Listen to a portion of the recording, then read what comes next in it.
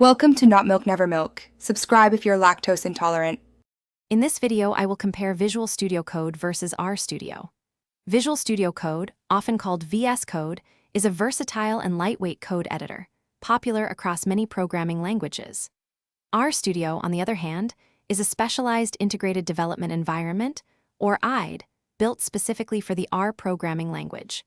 We'll explore their core differences and help you understand which tool might be the best fit for your coding journey, considering your primary language and project requirements. Visual Studio Code shines with its incredible versatility. It supports hundreds of programming languages, from Python and JavaScript to C++ and even R, all thanks to its vast marketplace offering thousands of extensions. These extensions provide powerful features like advanced debugging, intelligent code completion, and seamless version control integration. Its lightweight design ensures fast performance, and you can extensively customize themes, key bindings, and settings to create an environment perfectly tailored to your preferences and coding style.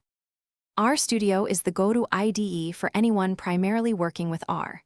It offers a comprehensive, all-in-one environment that integrates everything an R user needs: a console, script editor, plot viewer, and even a dedicated environment pane for your data.